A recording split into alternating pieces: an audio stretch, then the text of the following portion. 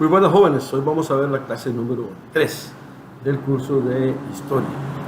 Antes de empezar a ver la clase, vamos a las cuestiones administrativas. Yo espero que todos ya estén en sus grupos respectivos, ya todo el mundo tenga grupo. El que no tenga, por favor, me lo hace saber, ya sea por un mensaje a mi WhatsApp o un correo electrónico. Mi WhatsApp es 83736305 y mi correo electrónico es harold.leandro@gmail.com. Cualquiera de los dos es bienvenido. Deben estar en un grupo, los grupos son de 4, 5, 6 estudiantes. Los temas están en el programa, que están en el aula virtual. Otro anuncio comercial: deben ya comenzar a hacer, además de los trabajos en grupo, hacer la lectura. La primera lectura de la brevísima está en el aula virtual. Hay quiz, ya ustedes saben que son 3 quizzes. Uno es de la brevísima. Entonces, por favor, atentos a trabajar en el grupo y atentos a hacer la lectura de la brevísima. Con respecto a la brevísima, la lectura es un poco complicada porque fue escrita hace más de 500 años y está escrito en un español antiguo. Entonces hay palabras que no se entienden. Aquesta en lugar de esta. En fin, hay muchas palabras. Entonces yo les recomiendo que ustedes, cuando hagan la lectura, tengan un diccionario a la mano o sea, en Google, para buscar algunos términos que tal vez ya no sean tan usados y ya entraron en desuso y entonces no comprendan o no se comprendan en la actualidad. Entonces, por favor, comiencen a hacer la clase de trabajo en grupo y la lectura de la brevísima. Ambas cosas, la brevísima está en el aula virtual. Además de que el libro está escrito hace 500 años, es un poco extenso y bueno, tienen que ponerle ganas. Yo lo aconsejo es que lean 20 páginas por día y así no tendrán ningún problema. Si lo leen la noche anterior del examen, no creo que les vaya muy bien en el quiz, pero entonces, por favor, inicien el trabajo y la lectura de la brevísima. Y si alguien no está en grupo, repito, me manda sus coordenadas para meterlo en un grupo o ver cómo hacemos. Si hacen un trabajo solo o qué, o sola. Ya entrando a la materia, vimos la semana pasada cómo estaba América antes de la llegada de los españoles a nuestro continente. Ahora vamos a ver cómo estaba Europa antes de la llegada de los europeos, de los españoles a América. Para eso, como abrebocas, veamos el siguiente vídeo que trata sobre el tema. La Edad Media es el periodo histórico de la civilización occidental comprendido entre el siglo V y el siglo XV. Se suele situar su inicio en el año 476 con la caída del Imperio Romano de Occidente y su fin en el año 1492 con el descubrimiento de América. Aunque también se sitúa en 1453 con la caída de Constantinopla, fecha que tiene la singularidad de coincidir con la invención de la imprenta por parte de Gutenberg y también con el fin de la Guerra de los 100 años, una guerra que en realidad duró 116 años entre los reinos de Francia e Inglaterra. En la Edad Media se sustituyó el modo de producción esclavista por un modo de producción de servidumbre feudal. También se fue produciendo una descomposición de las estructuras centralizadas del Imperio Romano que dio paso a una dispersión del poder. En lo ideológico y cultural se produjo un mestizaje de la cultura clásica con las culturas monoteístas cristiana e islámica, cada una en su espacio. La Edad Media suele dividirse en 2 grandes periodos: temprana o alta Edad Media, siglos 5 a 10, y baja Edad Media, siglos 11 a 15. Como hemos visto, la Edad Media duró unos 1000 años, y en 1000 años ocurren muchas cosas. Por un lado, en Oriente tenemos la historia del Imperio Romano de Oriente, apodado como el Imperio Bizantino, con la capital en Constantinopla, donde se hablaba griego. Desde aquí se cristianizarán los pueblos eslavos como los serbios, los búlgaros y los rusos. Por otro lado, en Europa occidental tenemos a un montón de pueblos germanos, bárbaros para los romanos, procedentes del norte de Europa, que fueron descendiendo en sucesivas oleadas hacia el sur y se fueron asentando formando reinos. Estos pueblos aseguraron y fusionaron con su cultura muchos rasgos de la civilización griega y latina, adoptando el derecho romano y el cristianismo como religión oficial. En el año 620 en la Meca surge la figura de Mahoma, que crea una religión monoteísta, el Islam. A su muerte en el 632, la península arábiga era ya en su mayoría musulmana. Sus sucesores tomaron el título de califa e iniciaron una expansión territorial que llegó desde la península ibérica hasta la India. La presencia de los musulmanes como una civilización rival alternativa asentada en la mitad sur de la cuenca del Mediterráneo, cuyo tráfico marítimo pasan a controlar, obligó al cierre en sí misma de la Europa occidental durante varios siglos. Para algunos historiadores este hecho significó el verdadero comienzo de la Edad Media. En el año 732, en la batalla de Poitiers, con Carlos Martel a la cabeza de un ejército, comienza el retroceso de las fuerzas musulmanas en Europa.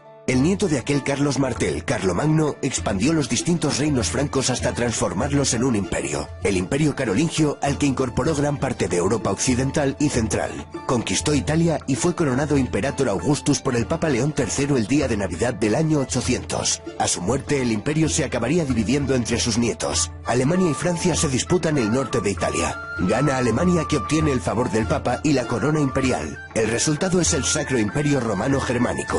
En el año 962, el rey alemán Otón I, llamado el Grande, es coronado emperador.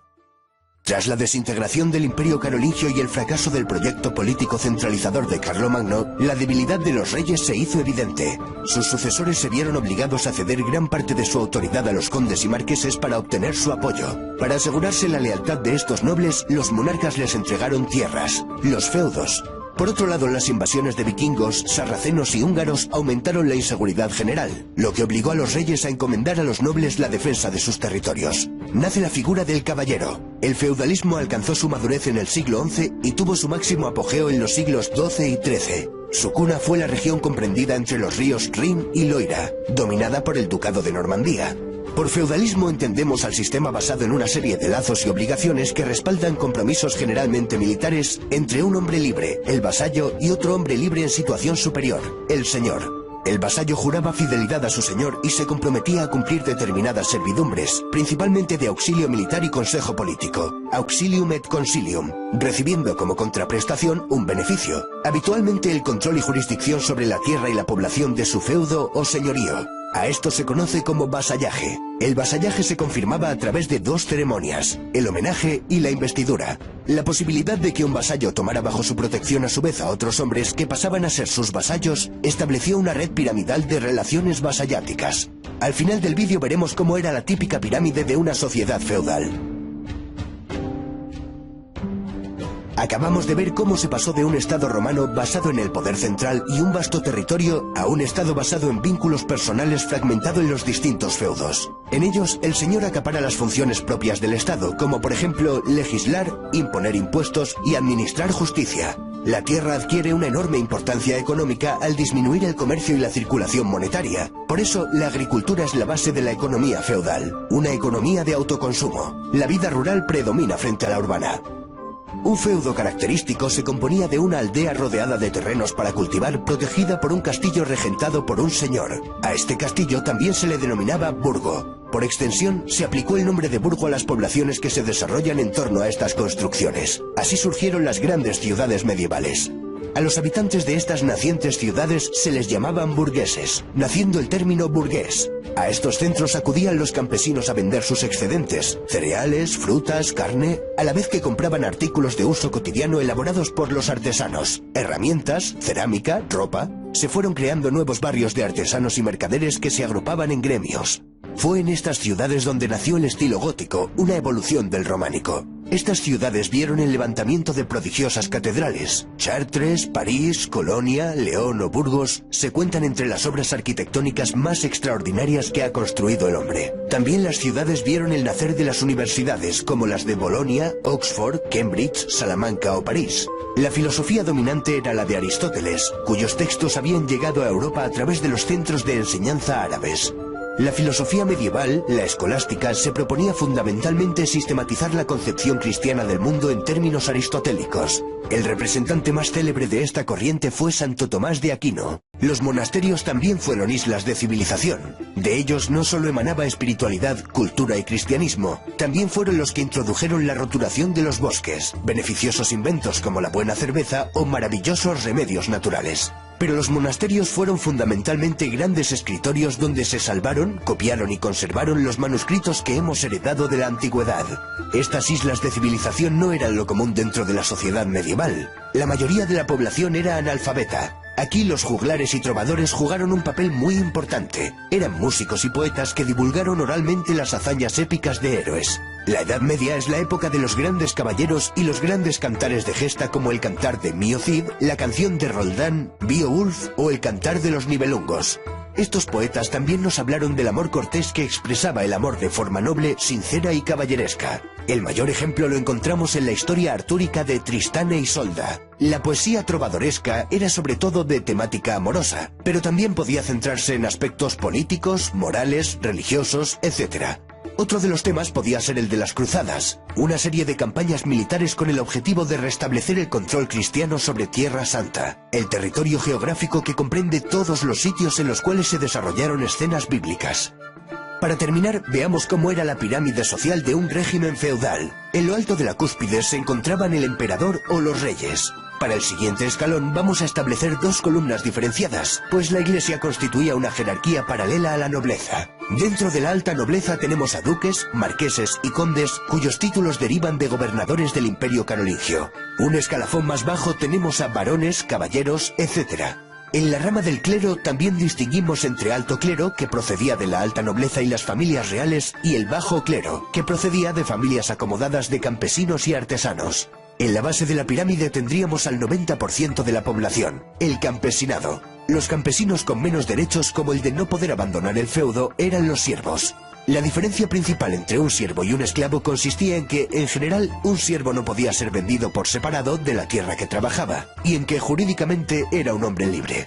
Era una sociedad profundamente estática, ya que cada individuo permanecía en la clase social en la que había nacido. Las injusticias que comportaba esta jerarquía eran compensadas por la religión. Toda situación de desventaja en este mundo se compensaba con una situación de ventaja en el siguiente. Pues ya vimos el vídeo de cómo era la Edad Media, porque es importante hablar o tener en cuenta que cuando los españoles llegan a América, estaba terminando la Edad Media. Tal como lo vimos en el primer día de clases, está la historia antigua, luego la historia media, y en ese tránsito es cuando se da el descubrimiento o la llegada de los españoles a América. Entonces, es importante acotar que Europa, y concretamente España, vivía la Edad Media, o el fin de la Edad Media, cuando los españoles llegan a América, cuando Cristóbal Colón hace su primer desembarco en América. Bueno, entonces decimos que cuando hablamos de la Edad Media, dijimos que durante la Edad Antigua existieron los imperios. El último de esos últimos grandes imperios fue el Imperio Romano. El Imperio Romano, que todos sabemos que era pues, toda Europa y gran parte de Asia, el Imperio Romano se dividió en dos. Está el Imperio Romano de Occidente, cuya centro es Roma, y está el Imperio Romano de Oriente, cuya capital era Constantinopla. En el romano se hablaba latín y en el de Oriente se hablaba griego. Si bien los dos eran católicos, unos en Roma existía la religión católica y apostólica romana, mientras que en la de Occidente, en la Roma de Occidente, lo que había era, en lo que la religión era la ortodoxa. Luego van a haber problemas dentro de esas dos religiones, pero eso lo vamos a ver más adelante. Entonces, ¿qué es lo importante de eso? Que cuando cae Roma, y como vimos ya la semana pasada, perdón, el primer día de clases, cuando Roma cae, empieza la edad, termina la edad antigua y empieza la edad media. ¿Qué es lo importante de la edad media? Bueno, que no hubo un centro común. Durante toda la Edad Media no hubo un imperio unitario, unificado en Europa. Esto quiere decir que no hubo una sola autoridad en toda Europa, sino que había como una atomización del poder. Es decir, antes de que cayera Roma, existía un solo poder, que era el emperador romano, el que decía qué se hacía y qué no se hacía, era la máxima autoridad. Pero cuando cae Roma, ya no hay un solo poder, sino que hay un montón de poderes. Entonces el poder se atomiza. Entonces cuando salen los feudos, por eso se llama feudalismo, lo que reinó en la Edad Media. ¿Qué es el feudalismo? Bueno, son diferentes feudos, diferentes gentes que tenían poder. Entonces estaba un príncipe aquí, un rey acá, una princesa por allá, un conde por acá, con un territorio en el cual mandaba, y ese era el soberano en ese espacio geográfico determinado. Eso es, digamos, lo que se llama, lo que prima en toda la Edad Media. Y es lo que va a acabarse justo antes de que llegue a Colón. Para tener más claro esto, veamos el siguiente vídeo de la Edad Media. Al nombrar la Edad Media, en nuestra imaginación comienzan a aparecer imágenes de hermosas damas con lujosos vestidos y joyas, con sus nobles caballeros celebrando bailes y grandes banquetes de palacio. Algunos incluso suspiramos preguntándonos por qué no nacimos en aquellos maravillosos momentos. Pero ten mucho cuidado con lo que sueñas, curioso, porque no todo es como te lo pintan en las películas de Hollywood. Como te decía, la imagen de impecables vestidos, mejillas sonrosadas y peinados perfectos que aparecen en todas las películas no es del todo cierta. La Edad Media tuvo lugar desde el siglo V hasta el siglo XV. En esa etapa, la Iglesia prohibió las buenas costumbres higiénicas que se tenían en la época romana, argumentando que era un pecado y un capricho, ya que era muy costoso. En la Edad Media, a la gente no le gustaba el agua. Los sacerdotes y médicos consiguieron extender la creencia en toda la población de que el agua, y en especial la caliente, hacía debilitar los músculos, y que además generaba enfermedades. También decían que era mala para la vista, para los dientes, para el rostro, y que los hacía más vulnerables al frío. También decían que una capita de mugre siempre ayudaba a frenar enfermedades futuras. Y esto no solo ocurría con la gente pobre. Las damas más entusiastas del aseo se bañaban como mucho 2 veces al año. Y reyes como Enrique VIII o Luis XIV solo se bañaban bajo receta médica y con las debidas precauciones. Hasta la reina Isabel de Castilla presumía de solo haberse bañado 2 veces en su vida. Una el día antes de su boda, lo cual era una tradición antes de la ceremonia. Así que la clase alta olía igual de mal que la clase baja. Los vestidos y las famosas pelucas no se lavaban casi nunca. Y era normal que criaran liendres y piojos. A veces las untaban con trozos de tocino para que los traviesos bichitos se adherieran a las pelucas, evitando así que saltasen sobre la comida. Además, contaban con sirvientes que se encargaban de desparasitarlos cada día, incluso de limpiarle las partes íntimas. Ciudades como Londres y París eran consideradas las más sucias de aquella época. Pero el olor de los edificios públicos y las casas era aún peor. Sobre todo si la gente se agolpaba en masa. Y por cierto, ¿has notado ese intenso aroma a incienso cuando pasas cerca de una iglesia? A mí personalmente me encanta ese olor. Y si no lo sabías, la tradición viene de la Edad Media. En aquella época en la iglesia se quemaba incienso para frenar el mal olor de la multitud. Como puedes ver, la gente no era muy limpia. Pero había veces en las que sentían un arrebato higiénico y se aseaban en seco, limpiándose las partes visibles del cuerpo con una toalla ligeramente húmeda. Así al menos no parecían tan sucios. Los médicos y sacerdotes prohibían lavar a los niños, ya que aseguraban que el agua los debilitaba y que eran más propensos a contraer enfermedades. Al tener pánico a la muerte, las madres no lavaban a sus hijos. Pero de este modo, las muertes eran muy altas, ya que cualquier pequeña herida que se hicieran se infectaba muy rápido, y muchos niños morían por esta razón. Tuvieron que pasar muchos siglos hasta que las personas aceptaran el baño como algo necesario.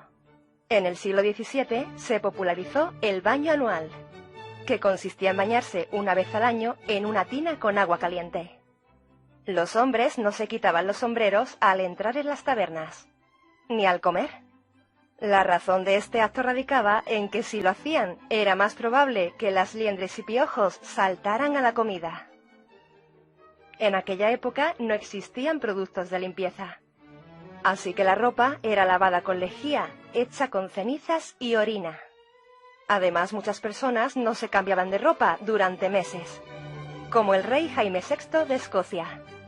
Como no se cambiaba de ropa, era muy común que estuviera plagada de piojos y liendres.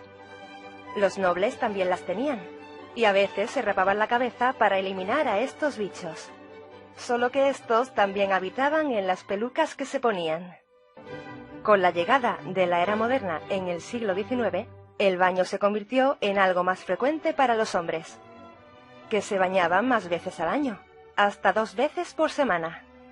Las mujeres no lo hacían tan frecuentemente. Y sobre todo, no lavaban sus partes íntimas porque se pensaba que producía infertilidad. Sabemos que la Iglesia tuvo un papel muy influyente en la sociedad de aquella época. De hecho, la Iglesia se encargó de destruir y esconder libros y documentos para evitar que la gente tuviese una mente más abierta e ideas propias. La Iglesia amenazaba con el fuego eterno a todo aquel que no siguiese su mandato, acusándole de hereje y siervo del mismísimo diablo. De alguna forma, la Iglesia quería manipular la mente del pueblo, como si estos fuesen un rebaño de ovejitas. ¿Y cómo se consigue eso? Haciendo que el pueblo sea ignorante, y por consecuencia, sean mentes débiles y fáciles de manipular. De esta manera conseguirían tener el control absoluto sobre la sociedad. En la Edad Media, si alguna persona te veía haciendo alguna cosa extraña, podía acusarte de practicar brujería. Gracias a la sugestión social y la histeria colectiva, en esa etapa cientos de miles de mujeres fueron quemadas en las hogueras. La Inquisición las condenaba a muerte basándose en las supuestas pruebas que ofrecían los testigos, que estaban seguros de la condición de bruja de las acusadas. En la mayoría de los casos, la gente lanzaba acusaciones a causa del miedo que sentían, ya que la presión social les exigía estar de un bando o de otro. O eras acusador o eras acusado. Aunque realmente no hacía falta que fueses una bruja para ser acusada. Cualquier persona que te tuviese mucha envidia o un poquito de manía podía acusarte de bruja para acabar con tu vida. Y cualquiera se creía su falso testimonio. ¡Uf! ¡Cómo me alegro de no vivir en aquella época! Bueno, entonces decíamos que la Edad Media, durante toda la Edad Media, no había una sola autoridad, sino que eran muchos reyes, príncipes, princesas, condes, marqueses, etcétera, los que dominaban, los que, digamos, regían los destinos de Europa, algunos enfrentados entre ellos. Entonces comienzan a surgir grandes feudos o grandes reinos, como el de Aragón, como el de Castilla, como el de León, en Italia, Venecia, en fin, en Francia, Inglaterra, surgen, digamos, grandes reinos, o digamos, grandes para la proporción. Ya no hay un solo reino, sino que hay un montón de reinos en diferentes ciudades de Europa. Lo que impera es el feudalismo, y el feudalismo es eso, ¿verdad? Es un feudo, es un espacio territorial en el que una persona mandaba, ya sea rey, reina, príncipe, princesa, conde, condesa, etc. Entonces, ahí el que manda es la voluntad del soberano en ese espacio. Entonces, bueno, ¿por qué se da eso? Bueno, decíamos, porque cayó el Imperio Romano, ya no hay una sola, ya no hay una autoridad única en Europa, sino que hay un montón de autoridades, algunas muy pequeñas, otras un poco más grandes, que luego, más adelante, van a dar el nacimiento a los estados nacionales, lo que hoy es Francia, lo que hoy es España, lo que hoy es Inglaterra, etc. No, entonces, pero en ese momento estaba muy atomizado el poder. Entonces, no había una autoridad política, militar, unitaria, pero sí había solo una autoridad eclesiástica, la autoridad del Papa. Entonces, durante toda la Edad Media, el Papa va a tener gran poder, un poder inmenso. El Papa va a ser considerado el árbitro de la cristiandad. El Papa es el que en última instancia decide qué está bien y qué está mal. Incluso se aprueba el concepto de la infalibilidad del Papa, o sea que el Papa es infalible. Entonces ahí es donde se cometen un montón de entuertos que hicieron los diferentes papas a través de la historia, diciendo cosas que luego se descubrieron que no eran ciertas, pero que en ese momento se tenían que tener por ciertas, porque si no eras condenado por la Santa Inquisición. Entonces el Papa, digamos, en un momento determinado dijo que la Tierra era el centro del universo, ¿verdad? Que Dios hizo la Tierra, y entonces la Tierra en consecuencia era el centro del universo, y que todo giraba alrededor de la Tierra, la Luna, el Sol, Marte, Júpiter, etc. Bueno, eso obviamente luego se dieron cuenta de que no era así, de que la Tierra no es el centro del universo, que lo más que puede hablar de centro es, en el centro de la galaxia que vivimos nosotros, de la Vía Láctea, es el Sol, pero que la Tierra gira alrededor del Sol. e incluso que lo único que gira alrededor de la Tierra es la Luna. Eso lo sabemos ahora, ¿verdad? Por supuesto. Y en aquel tiempo no se sabía. Luego el Papa también dijo que la Tierra era plana y que si usted caminaba, digamos, si esto fuera la Tierra, si uno caminaba, al momento se caía a los infiernos.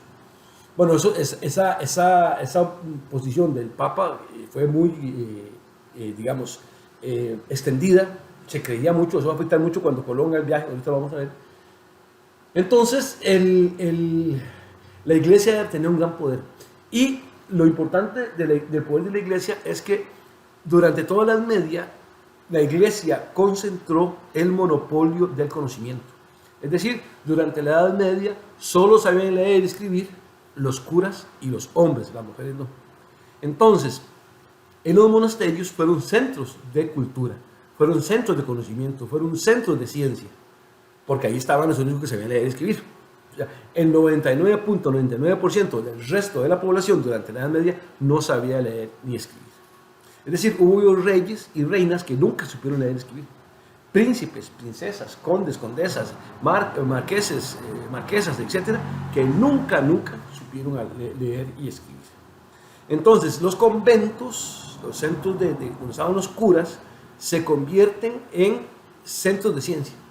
Y básicamente se hacen lo que llaman copistas. Copistas es que copian los libros. Obviamente no existía la imprenta, bueno, ahorita vamos a ver el papel de la imprenta, pero en ese momento todavía Gutenberg no había nacido. Entonces, los libros solo se hacía un ejemplar, porque no había imprenta. Obviamente no había máquina de escribir, no había computadora, no había fax, no había fotocopiadora, etc. Entonces, solo se escribía un ejemplar, digamos, se escribía un libro solamente un ejemplar. Y ese ejemplar generalmente iba a los conventos, donde algunos lo copiaban. Eso es un tema muy complicado, porque copiar un libro es muy difícil, porque llevan dibujitos y los capiteles, las primeras letras de cada palabra llevaban un dibujitos. Y bueno, ser copista era muy complicado. Por eso se dedicaban a eso los monjes, ¿verdad? Que sí sabían escribir. Entonces, no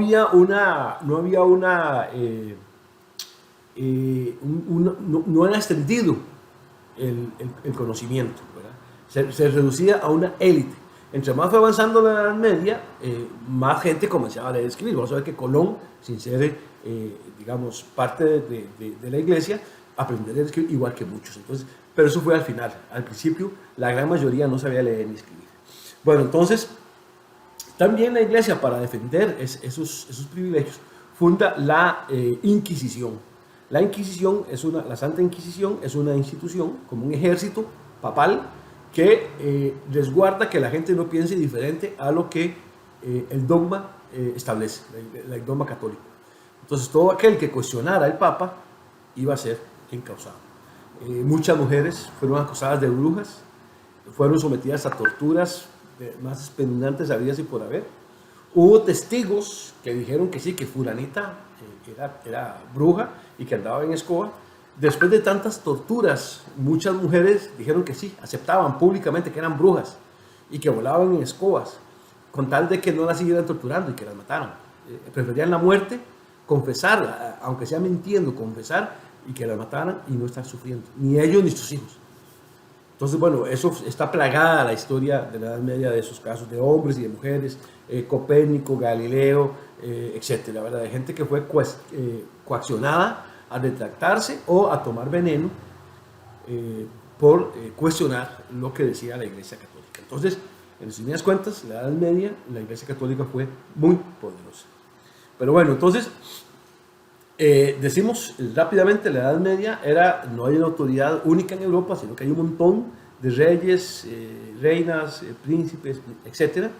La Iglesia sí logra unir a toda Europa. Toda la Europa en aquel tiempo era católica. Inglaterra, Francia, España, Italia, todos eran católicos. No había una posibilidad de creer en otra religión, primero porque no existían, y luego las que existían quedaban muy largo, qué sé yo,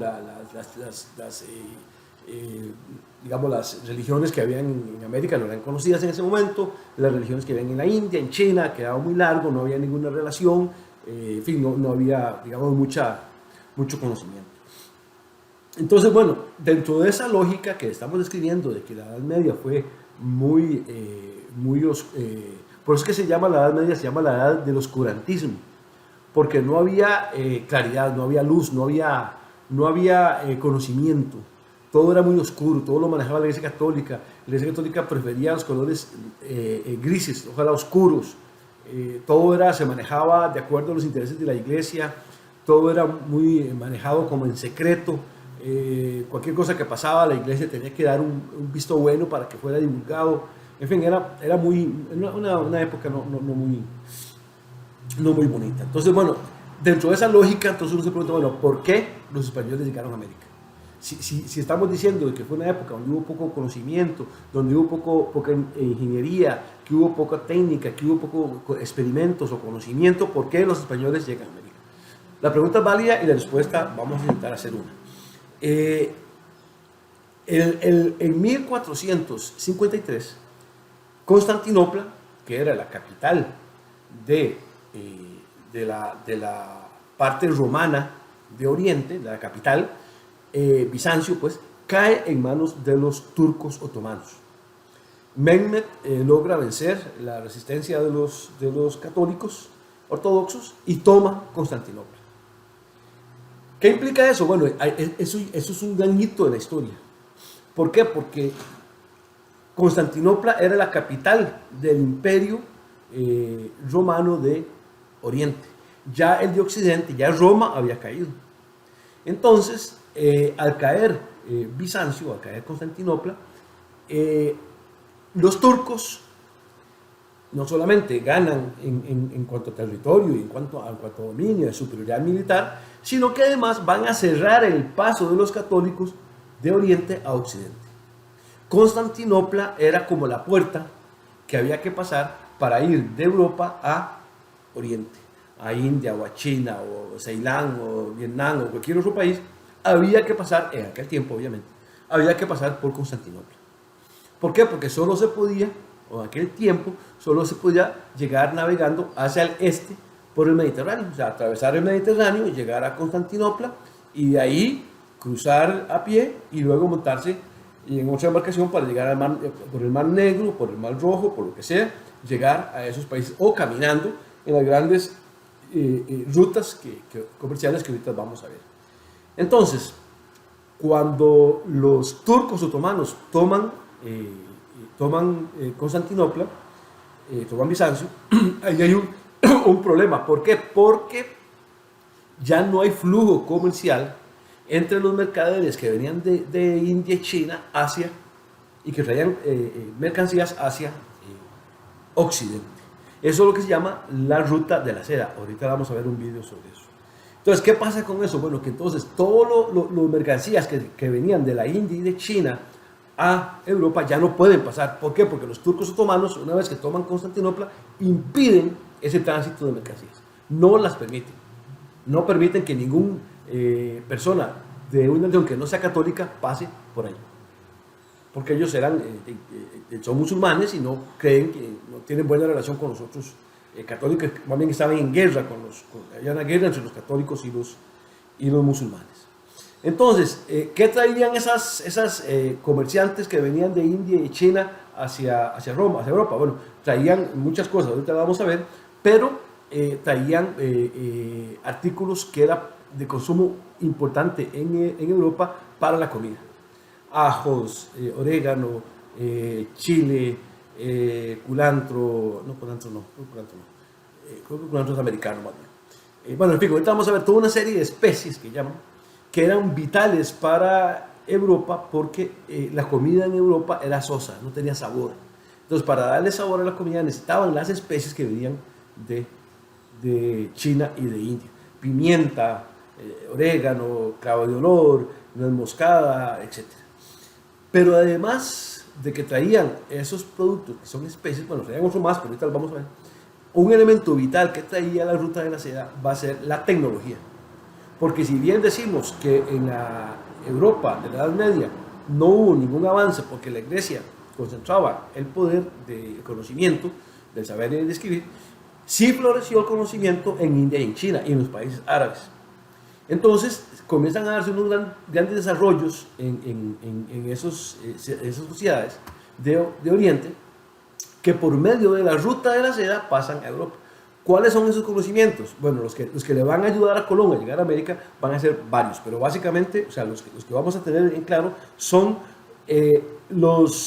todos los avances que hicieron en India, China y en los países árabes con respecto a elementos de orientación. La brújula, el sextante, el astrolabio y el cuadrante. Son 4 instrumentos, mecanismos que le permiten a la gente, vamos, como que ahora sería el GPS, digamos, el GPS de la época. Claro, ahora el GPS es mucho más bueno, pero en aquel tiempo, digamos, era el GPS de la época. Son instrumentos, ahorita vamos a pasar fotos sobre eso, y permitía a la gente ubicarse en el espacio, en un territorio dado. ¿Por qué es importante eso? Bueno, porque antes de que Colón tomara los barcos para llegar a América, la navegación europea era por el Mediterráneo. El Mediterráneo es un mar menor. Existen 2 mares grandes, o océanos, que es el Atlántico y el Pacífico. Luego están los mares menores, que son más pequeños, digamos. Está el Mar Rojo, el Mar Negro, el Mar Caspio, el Mar Caribe, y otro es el Mediterráneo. Entonces el Mediterráneo es un mar relativamente pequeño, es un lago grande, digamos, y la navegación en esa época era costera. Es decir, los barcos iban, digamos, iban de Roma a Bizancio, a Constantinopla, pues. Los barcos, que eran relativamente pequeños, eran movidos por tracción humana, por remos. Los barcos iban cercanos a la costa. Entonces, si había un enfermo, o si necesitaban agua, simplemente se acercaban a la costa y tomaban agua o alimento, atendían a una persona enferma, etc., y seguían. No se podía hacer navegación a mar abierto, porque en ese tiempo los europeos y nadie sabía cómo orientarse sin ayuda, ¿verdad? No habían instrumentos que le dijeran dónde es el sur, dónde es el norte, hacia dónde navegar. Entonces, toda la navegación en el Mediterráneo, que era donde navegaban los europeos, era costera, era con barcos manejados por remos. Pero en la India y en China habían desarrollado instrumentos que permitían navegar sin necesidad de ver la costa, porque había una forma de ubicarse, un GPS, digamos. Eso se llaman el cuadrante, el sextante, el astrolabio y la brújula. Todos sabemos que la brújula siempre da al norte, el cuadrante, el sextante y el astrolabio son instrumentos que, poniéndolos perpendiculares al oriente, hacia el mar, digamos, hacia la superficie del mar, y con respecto al sol, te daba ahí, pues, medio de ciertas leyes físicas, te daba dónde estaba un GPS, digamos, de la antigüedad. Entonces, eso va a ser vital para Colón. ¿Por qué? Porque la navegación hacia América no va a ser como la del Mediterráneo, que era de pocos días y que era siempre viendo la costa. Porque para pasar de España a América van a pasar muchos días sin ver la costa. Necesitaban orientarse hacia dónde navegar.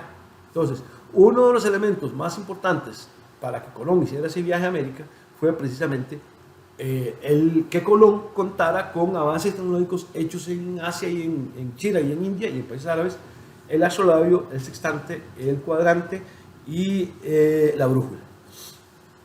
Pero no solamente eso, sino que además los de Oriente habían mandado descubrimientos muy importantes. Primero, el barco grande y la vela. Dijimos que antes de que Colón llegara a América, la navegación europea era en el Mediterráneo, con barcos relativamente pequeños y movidos por tracción humana, por remos. Pero no se podía viajar de Europa a América en barcos pequeños y manejados por remos. No había fuerza motriz posible, ni llevando 1000 hombres que pudieran remar tanto para llegar a América. Y además, como el viaje era tan largo, como no había costa cerca, sino que había que pasar, no sé, 3, 4, 5 meses, el barco tenía que ser suficientemente grande para llevar provisiones. Y sobre todo, provisiones vivas. Caballos, vacas, chanchos, gallinas, etc. Y llevar cosas vivas, lechuga, tomate, chile dulce, qué sé yo, para poder cocinar. Entonces, ¿qué pasa? Que necesitaba un barco grande. Y si era un barco grande, mucho menos que lo podían mover hombres o fuerza motriz. Entonces, para eso tenían la vela. La vela, como todos sabemos, es una cuestión, digamos, como de tela, no es de tela, pero es como de tela, que impide el paso del viento, y eso hace que entonces el barco pueda moverse de acuerdo a la oposición al viento. Entonces, el viento mueve el barco. Eso fue vital para el descubrimiento de América, o la llegada de los españoles a América. ¿Por qué? Porque van a tener la posibilidad de tener un barco grande, donde vengan muchos españoles, pero además traigan mucha comida, y comida viva, tanto en animales como en vegetales, y además no tengan que estar remando. Entonces, decíamos que Colón logra resumir en él mismo una serie de avances tecnológicos que habían hecho otras civilizaciones, sobre todo India, China y los árabes, y que eran básicamente de orientación, como el astrolabio, la brújula, etc. Y los barcos grandes, que había tecnología para hacer esos barcos grandes, y la tecnología para mover lo que eran las velas.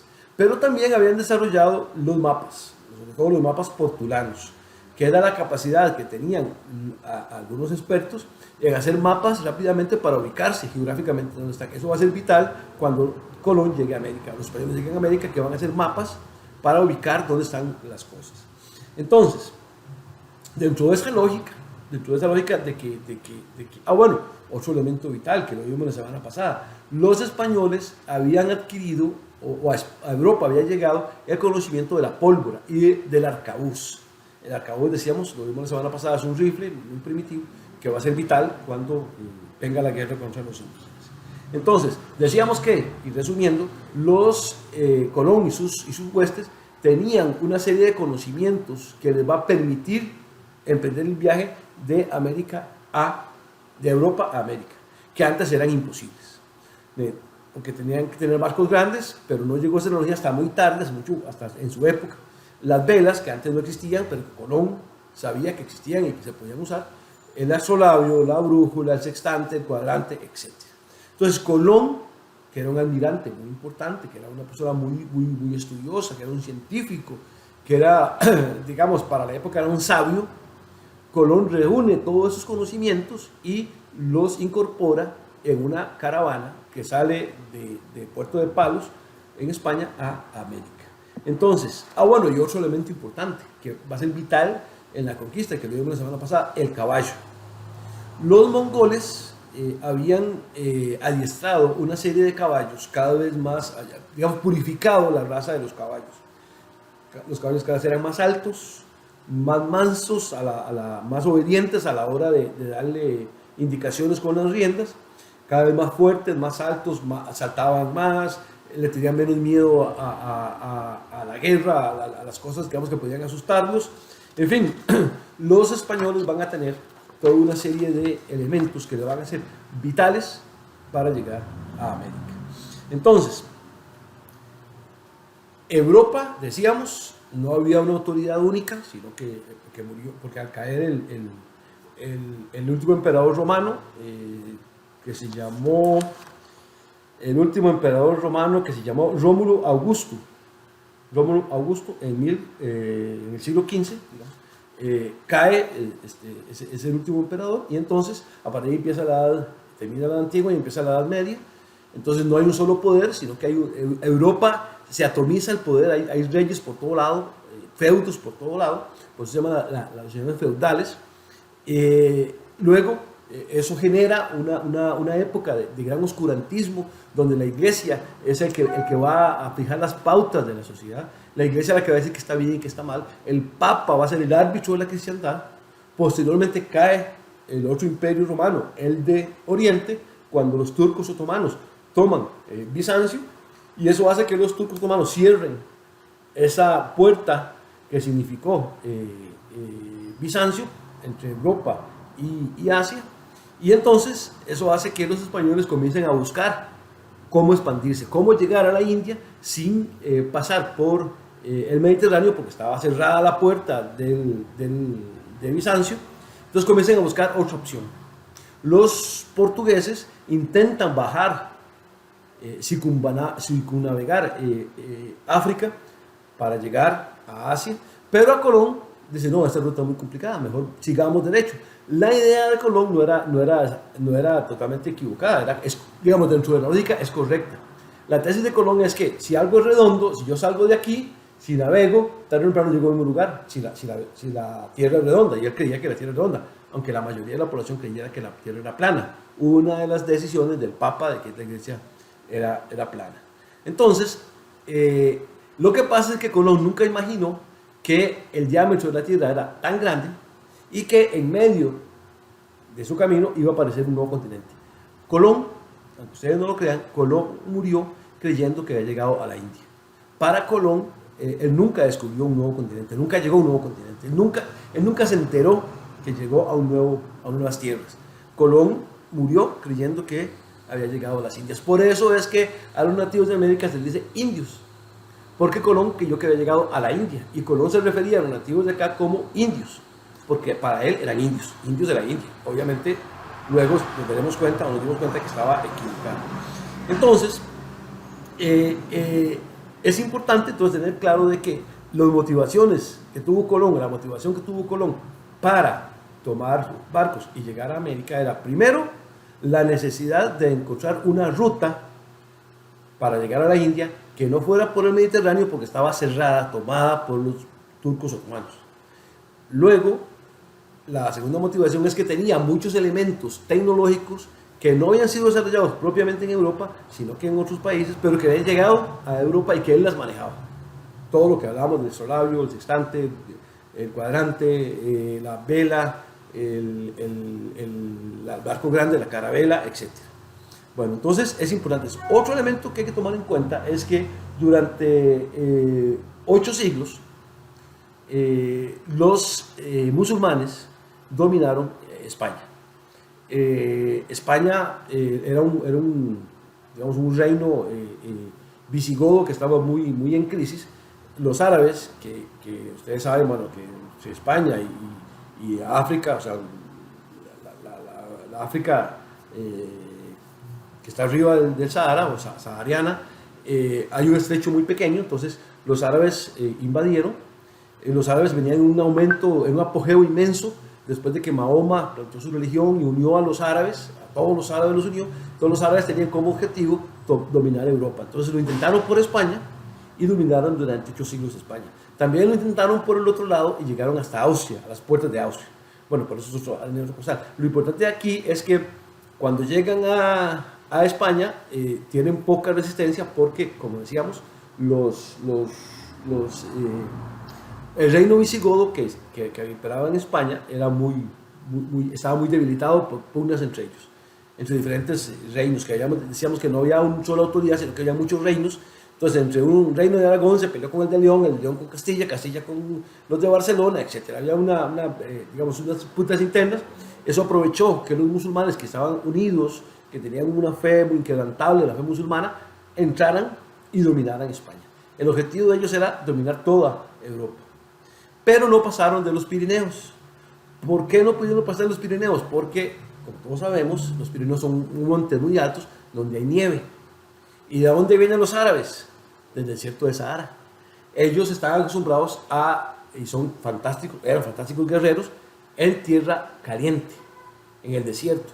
En la montaña y sobre todo donde hay nieve, ahí ya no eran tan eficientes. Entonces eso hace que los Pirineos, contengan a los musulmanes. Llegan hasta los Pirineos. En los montes Pirineos comienzan a crearse, grupos opositores a la conquista de los árabes sobre España. Comienzan con el tiempo, eso no pasa de un día para otro, sino que son muchos años, comienzan a crearse como guerrillas.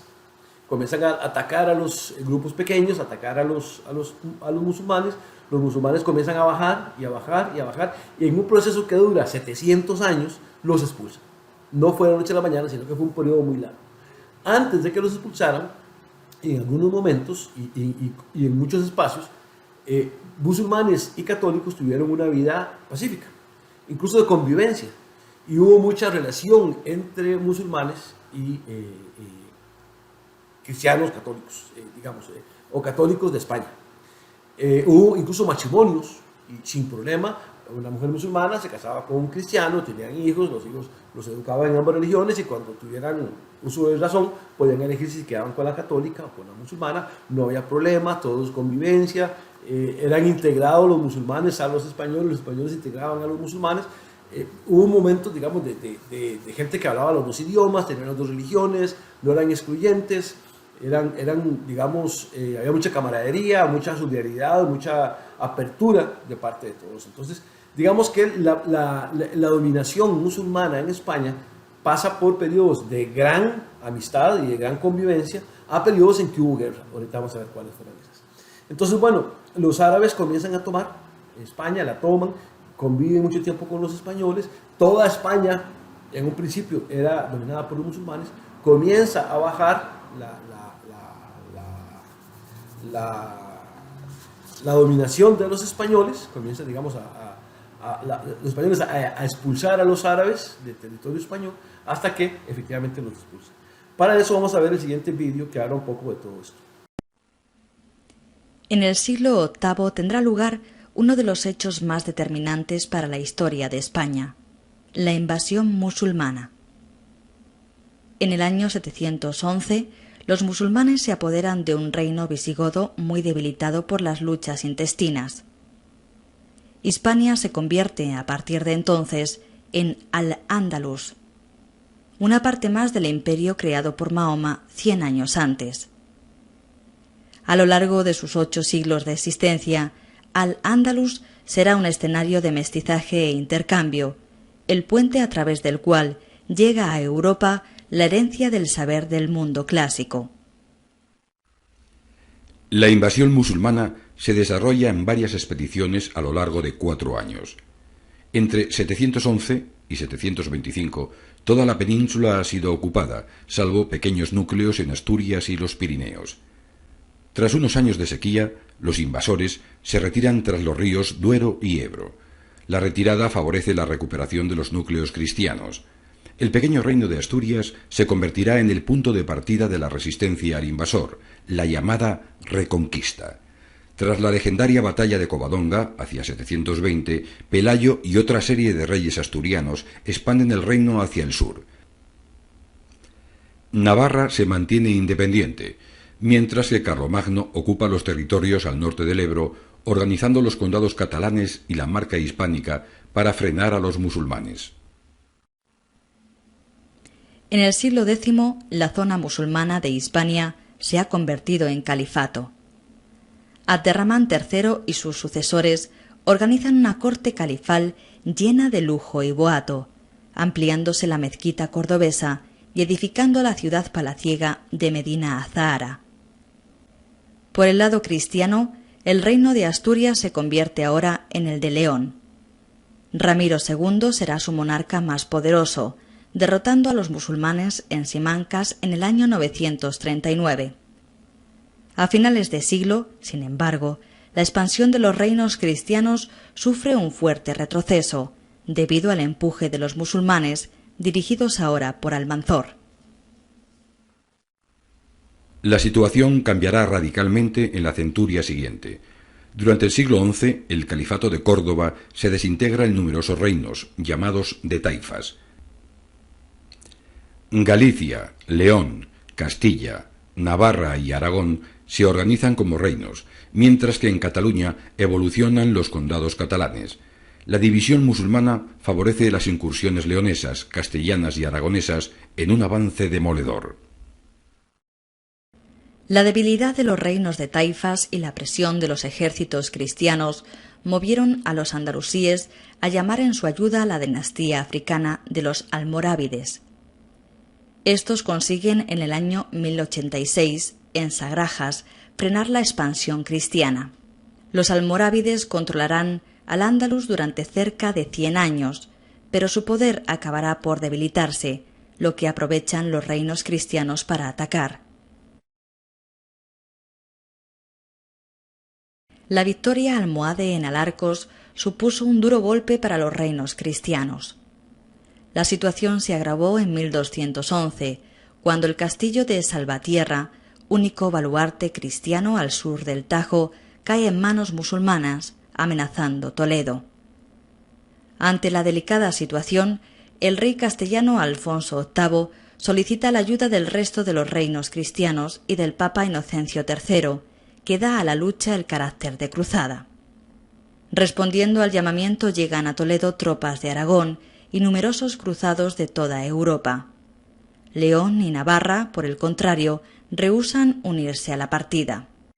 El 19 de junio de 1212 salieron de Toledo las huestes cristianas. En su camino tomaron las plazas musulmanas de Malagón, Calatrava, Alarcos y Caracuel. Aquí se les unió el ejército de Sancho de Navarra, con solo 200 caballeros. Tras una escaramuza en el puerto de Muradal, el choque definitivo se producirá junto al lugar llamado Mesa del Rey. Será la batalla de las Navas de Tolosa. La victoria en las Navas de Tolosa aumentó la presión cristiana sobre los musulmanes. Para el reino de Aragón, Jaime I conquistó Mallorca e Ibiza, así como el reino de Valencia. Fernando III de Castilla ocupó la Baja Extremadura, Sevilla, Córdoba, Jaén y Murcia, mientras que Sancho IV toma Tarifa. Por su parte, Portugal completa la conquista del Algarve hacia 1250. Caído el imperio almohade, el último reducto musulmán de la península es el reino nazarí de Granada, fundado en el año 1238. Por parte cristiana, Castilla se configura como el reino más poderoso y el mayor enemigo de los nazaríes, mientras Portugal, Navarra y Aragón buscarán objetivos distintos. Desde el principio el reino de Granada fue un objetivo castellano. La batalla del Salado en 1340 supuso un primer revés para los granadinos. La alianza de los reinos de Castilla y Aragón, mediante el matrimonio de los reyes católicos, propició el asalto definitivo sobre el reino de Granada. La caída de la capital, Granada, era solo cuestión de tiempo. En 1491 comenzó el asedio a la ciudad de Granada, que duró casi un año. 50.000 combatientes impusieron un severo cerco alrededor de la ciudad de Granada. Los granadinos, impotentes, realizaron diversas incursiones en campo abierto que fueron rechazadas por los cristianos. El hambre y las enfermedades minaron su resistencia. Finalmente, la ciudad se rindió el 2 de enero de 1492. La rendición de Granada a los reyes católicos pone fin a 7 siglos de lucha en la península ibérica entre musulmanes y cristianos, conocidos como Reconquista. Además, el reinado de Isabel y Fernando supone el comienzo de un proceso homogeneizador de unificación cultural que se manifiesta principalmente en la cuestión religiosa, con la conversión obligada de los musulmanes de Granada y la expulsión de los judíos, y que se completará en el siglo XVII con la expulsión de los moriscos. Bueno, vimos ya cómo fue la reconquista, que llaman ellos, los españoles, de su territorio en contra de la presencia musulmana hasta que los expulsan. El último jefe de Estado o líder de los musulmanes, Boatil, tiene que salir en un barco huyendo hacia África y ahí tratar de ver cómo hacía para recuperarse, cosa que nunca pasó. Entonces, bueno, esa reconquista española es vital. ¿Por qué? Por 2 razones básicas. Primero, porque en ese periodo de reconquista, de lucha de los católicos españoles contra los musulmanes, los católicos, los españoles van a desarrollar el arte de la guerra. Se van a volver muy expertos en la guerra, en cómo atacar, en cómo defenderse, en cuáles son los combates. Cómo atacar si el terreno es plano, cómo atacar si la tierra, si el territorio es en pendiente, cómo utilizar los elementos de los árboles, las montañas, los ríos en términos militares, cómo usar el caballo en combate. O sea, usted puede montar a caballo, pero si no sabe cómo pelear a caballo, de nada le sirve tener el caballo. En fin, desarrollaron el casco de hierro, que vimos la semana pasada que fue muy importante, la armadura, la lanza. Cada vez eran más buenos en cuanto a las lanzas que tenían que hacer, las armas de guerra, etc. Los rifles, bueno, los arcabuces de aquel tiempo. Los caballos, cada vez, tener mejores caballos. todos esos elementos que van a incubarse, que van a desarrollarse en la Reconquista, luego van a ser traídos a América. Y por eso se dio la conquista, que ya vimos un poco adelante, la semana pasada eso. ¿Y por qué va a ser importante eso? Bueno, porque los últimos musulmanes fueron expulsados de España en enero de 1492. 1492, enero. ¿Y cuándo llegan los españoles a América? Octubre de 1492. O sea, el mismo año que los musulmanes son expulsados, definitivamente, los últimos musulmanes son expulsados, en ese mismo año los españoles llegan a América. ¿Qué quiere decir esto? Bueno, que los españoles tenían fresco todo lo que eran los conocimientos militares que habían adquirido en la guerra contra los musulmanes. Y esto va a ser vital para la conquista de América. ¿Por qué? Porque los españoles tenían grandes conocimientos militares de cómo atacar, de cómo defenderse, de cómo utilizar los elementos de la naturaleza, cómo replegarse, cómo usar los escudos humanos, cómo atacar por los flancos, en fin, que no tenían los indígenas. Otro elemento vital, que durante ese tiempo que los musulmanes dominaron, los árabes dominaron España, se dio lo que decíamos matrimonios entre musulmanes y católicos, o sea, se toleró la mezcla, el mestizaje, y eso va a ser un elemento vital en América. ¿Por qué? Porque cuando llegan los españoles a América, van a mezclarse con las indígenas. Obviamente, como todos sabemos, y desgraciadamente, fue en términos muy desventajosos para las nativas. Es decir, en otras palabras, y perdónenme que sea tan crudo, pero la mayoría de las veces fueron violadas. Las mujeres fueron violadas por los españoles, y entonces los españoles utilizaban a las mujeres, sin el sentido más jodido del término, y las dejaban ahí. Entonces las mujeres generalmente, obviamente, podían quedar embarazadas, porque obviamente no tenían ningún tipo de cuestión de anticonceptivos. Y entonces comienza a surgir un nuevo elemento en América. Antes teníamos solo los indígenas. Llegan los españoles, ya tenemos indígenas y españoles. Y ahora surge un nuevo, que es el mestizo. Los mestizos son la mayoría hoy en América. Nosotros somos mestizos, ¿verdad? O sea, la inmensa mayoría de América Latina somos mestizos. Mezcla entre español e indio, que luego se va a mezclar con otro tipo de grupos étnicos. Van a venir los negros, van a venir los chinos, los alemanes, etc. Entonces, y eso es importante, el concepto de crisol de razas. Y eso, júrenlo que es pregunta de examen. ¿Qué es el crisol de razas? Bueno, es lo que decía Andrés Bello, es Costa Rica, América Latina es un crisol. Un crisol es un instrumento de vidrio para hacer alquimia. Y aquí están mezcladas todas las razas. Aquí hay, nosotros, si a mí me sacaran sangre en este momento y la examino en un laboratorio, tira cierto porcentaje de blanco, digamos, blanco español, cierto porcentaje de negro, cierto porcentaje de indígena, cierto porcentaje de chino, y así sucesivamente. Y eso sin contar que el español no era puro. Decíamos que en España durante 800 años fue dominada por los musulmanes. Entonces, antes de que llegaran los musulmanes, había sangre goda, visigoda, ostrogoda, álanos, ávaros, bárbaros, o sea, todas las tribus bárbaras que llegaron a Europa estaban ahí, pero luego vienen musulmanes y se cruzan con todos esos que estaban ahí, godos, ostrogodos, etc. Y luego vienen a América, todos mezclados, vienen a América y se mezclan con las indígenas. Entonces se hace una mezcla, eso es crisol de razas.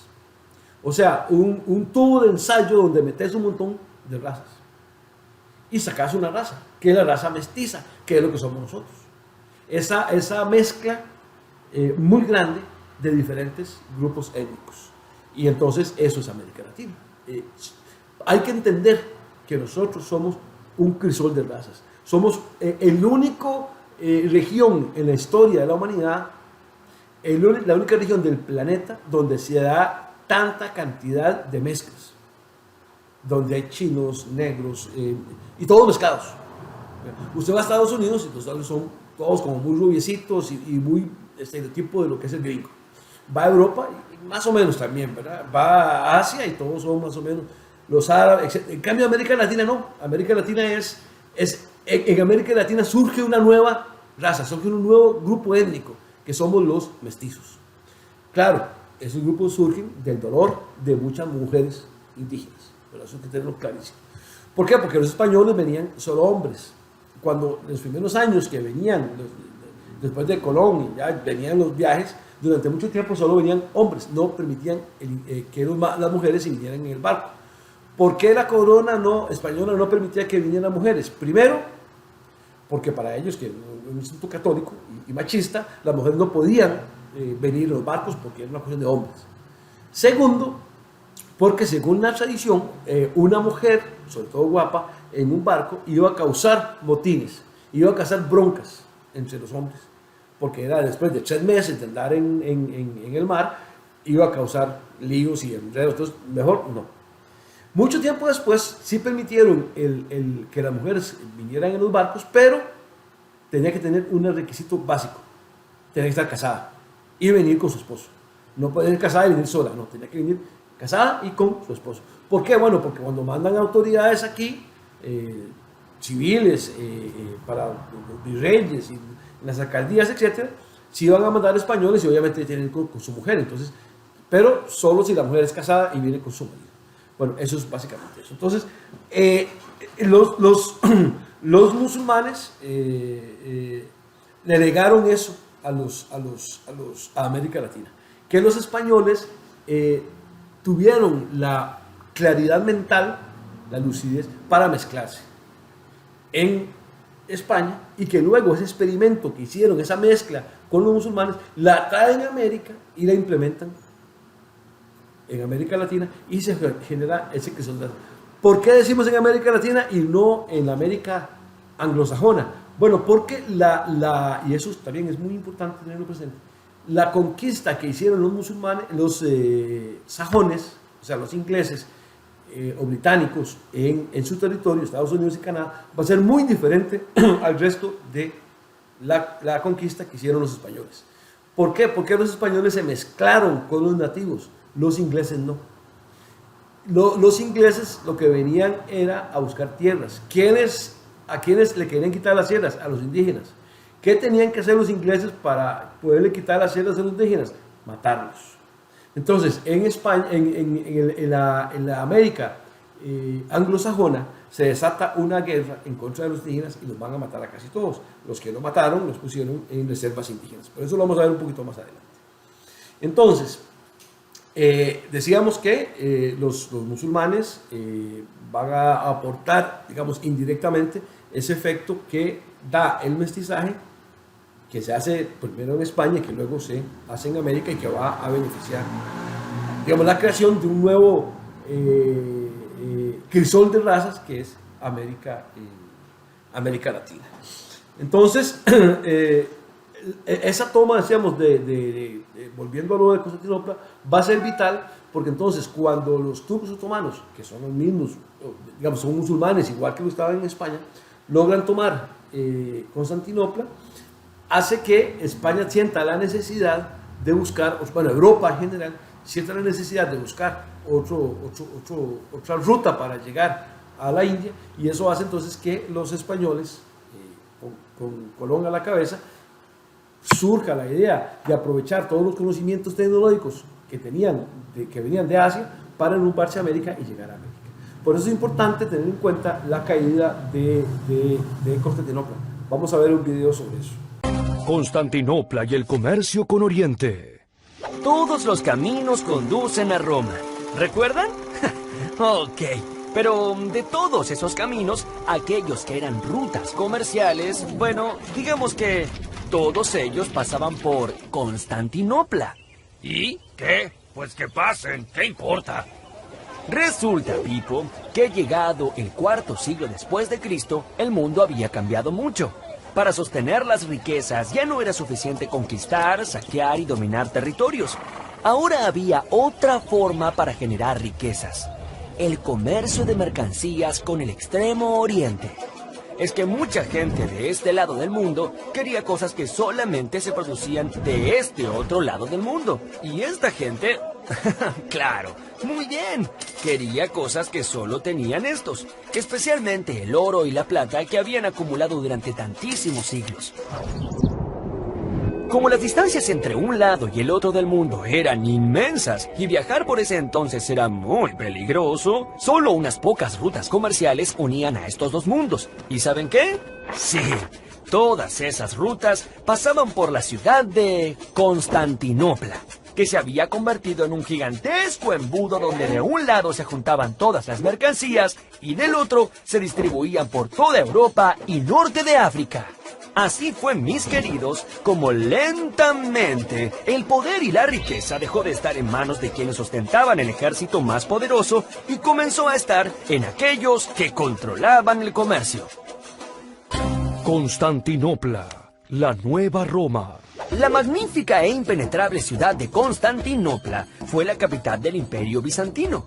Al estar ubicada justo entre el Mar Negro y el Mar Mediterráneo, Constantinopla era algo así como una gran puerta natural que conectaba Occidente con el mundo del Extremo Oriente. Pero ¿quiénes vivían en Constantinopla? ¿Cómo se originó el poderoso Imperio Bizantino? Para resolver este acertijo, dirijámonos una vez más a la antigua Roma. En el 330 después de Cristo, un hombre llamado Constantino era emperador del legendario Imperio Romano. A Constantino le tocaron épocas complicadas y turbulentas. De un lado, los pueblos bárbaros germanos avanzaban imparablemente hacia Roma, y del otro lado estaba un grupo de ciudadanos romanos quienes, cansados de la violencia, encontraron en la religión cristiana un refugio para escapar de tanta opresión. Lo primero que hizo Constantino fue mudar la capital del imperio a un lugar seguro y estratégico. Así fundó la Nueva Roma, aunque después de su muerte esta ciudad pasó a llamarse Constantinopla en honor a él. En el año 395 después de Cristo, un sucesor del gran Constantino, el emperador Teodosio, tuvo que dividir el imperio en dos partes, la de Oriente con capital en Constantinopla y la de Occidente con capital en la antigua Roma, y designó a sus dos hijos como herederos de aquellos dos imperios. Pero el Imperio de Occidente ya tenía sus días contados y nada podía detener su inevitable final. En el año 476, Roma fue invadida, saqueada y destruida por un ejército de bárbaros germanos. Junto con la caída de Roma, el Imperio de Occidente fue totalmente desmembrado. Las dos iglesias. El emperador Justiniano I construyó fortalezas y apoyó el arte en todas sus manifestaciones. Su obra maestra fue la construcción de la iglesia de Santa Sofía, un edificio que es casi un milagro de la arquitectura. Su cúpula mide 30 metros de diámetro y se eleva hasta 50 metros de altura. Y eso no es todo. Por la forma en que está sostenida esta cúpula, parece flotar en el aire. Esta iglesia fue el símbolo de la unión y el fortalecimiento del imperio bajo la religión cristiana. Pero fuera del imperio, específicamente en la famosa Roma, vivía la cabeza de la iglesia católica, llamado el Papa, que gobernaba todo el mundo católico desde el Vaticano. Resulta que a los papas de aquella época no les gustó el poder que Justiniano empezaba a tener sobre sus fieles. Ahora sí que no comprendo nada. ¿Acaso no eran todos cristianos? Sí, Pipo, todos eran cristianos, pero los papas en Roma querían tener el control absoluto de todos los cristianos del mundo, imponiendo cosas tales como la manera de enseñar la Biblia o el idioma en que se debía rezar. Y no les gustaba ver cómo las fortalecidas iglesias del Imperio Bizantino tomaban decisiones por su cuenta. Así, los viejos resquemores entre Oriente y Occidente se volvieron a hacer presentes. Fue entonces que la cristiandad se separó en dos grandes fracciones. Por un lado, la Iglesia Católica Apostólica Romana, y por el otro, aquellos que no querían estar bajo las órdenes del Vaticano, la Iglesia Católica Apostólica Ortodoxa. La crisis del Imperio Bizantino. Bizancio controlaba los territorios más codiciados del mundo conocido hasta ese momento. Tras la muerte de Justiniano, ninguno de los emperadores que lo sucedieron lograron mantener lo que éste había conseguido y las fronteras del imperio se fueron debilitando. La caída de Constantinopla. Con un ejército superior a toda la población de Constantinopla, en abril de 1453, Mohamed II, sultán de los turcos, plantó su tienda frente a la puerta de la ciudad, decidido a entrar o morir. Los bizantinos esperaban que las gigantescas murallas pudieran contener al enemigo una vez más. En el medio de la batalla, Mohamed descubrió su arma secreta. Un cañón tan gigantesco que dicen que tenía que ser arrastrado por 300 bueyes y lanzaba proyectiles de casi media tonelada a más de 1000 metros de distancia. En sus viajes por China, los turcos habían conocido un poderoso invento: la pólvora.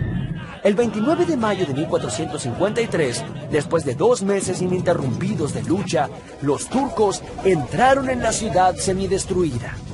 Mohamed II tomó el control de Constantinopla y la convirtió en la capital del Imperio Turco-Otomano. Luego le cambiaron el nombre por Estambul, una de las ciudades más importantes de Turquía.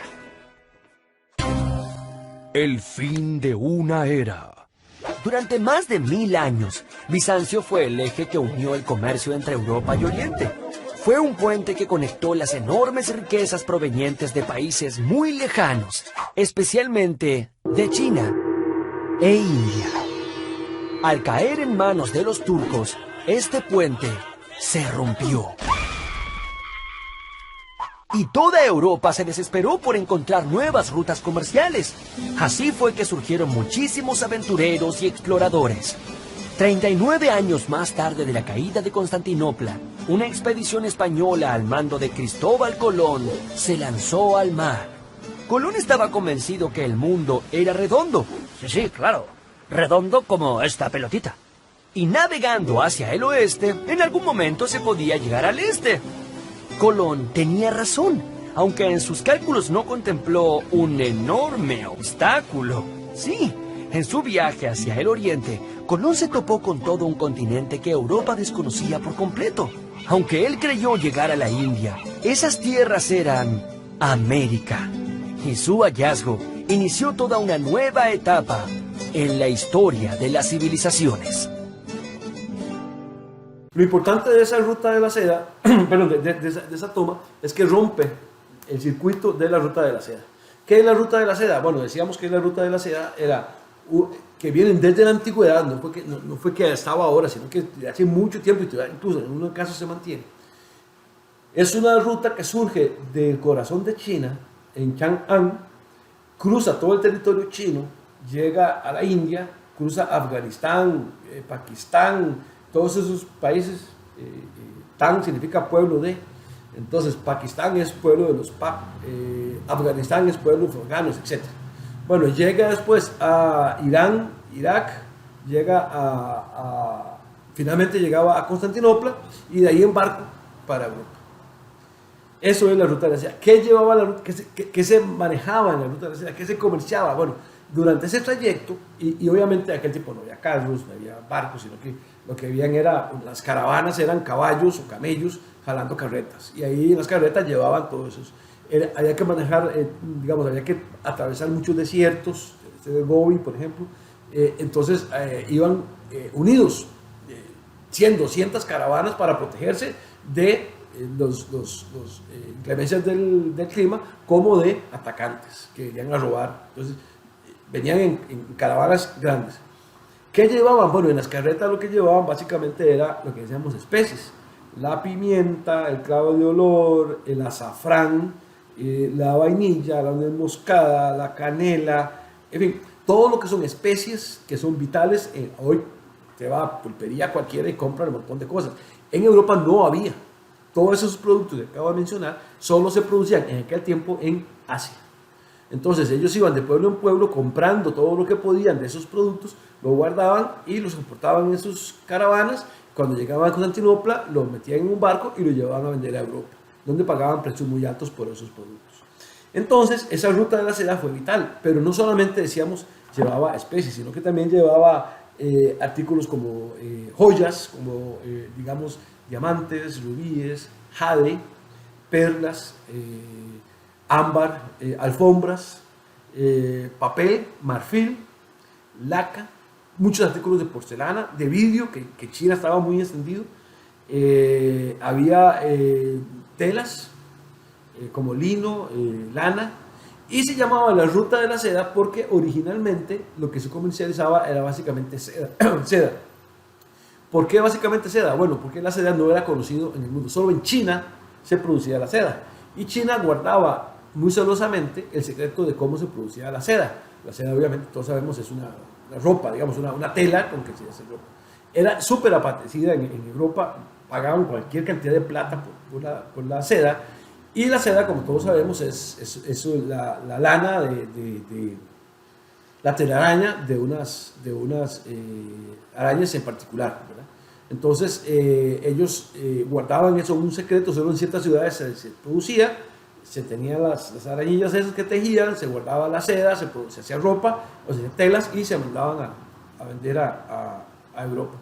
Pero resulta que los de Occidente, por medio de unos sacerdotes, logran robarse el secreto, se roban un capullo de una larva, o no sé cómo se llama eso, donde está el gusanito que produce luego lo que hace la lana, y lo llevan a Occidente, y a partir de ahí lo reproducen, y entonces ya no es necesario traer lana de China porque ya la hacen en Europa. Pero entonces ya no se trae lana, seda, pero se traen otro tipo de todos esos productos que decíamos. Para entender mejor eso, vamos a ver el siguiente vídeo de la ruta de la seda. Durante siglos, la ruta de la seda fue una vía de conexión de los mundos occidental y oriental. La seda, conocida únicamente en China, pronto fue demandada por los extranjeros, lo que originó un activo intercambio comercial. La ruta de la seda clásica contaba con diferentes caminos y trazados que, partiendo de Chang'an, atravesaban el corredor de Gansu hacia los oasis de Dunhuang. Desde aquí, el camino proseguía hasta la ciudad oasis de Kashgar. Más adelante se bifurcaba. Un camino norte llevaba por la meseta de Pamir y Samarcanda hasta Mashhad. La ruta del sur rodeaba el desierto de Gobi por Bactra y Herat hasta concluir en Mashhad. Ya unidos, los dos caminos continuaban atravesando Asia Central y Persia, llegando a la cuenca mediterránea por Ctesifonte y Palmira. Alejandría en el sur y Bizancio en el norte eran sus puntos terminales. Cuando se divulgó el secreto de la fabricación de la seda, el comercio de esta fue reemplazado por el de cerámica y especias. La ruta de la seda hizo llegar al mundo mediterráneo innovaciones como la brújula, el papel, la pólvora o la porcelana. Es importante que eso de la ruta de la seda, por si tienen tiempo, si tienen paciencia y si les gusta, en Netflix hay una serie que se llama Marco Polo.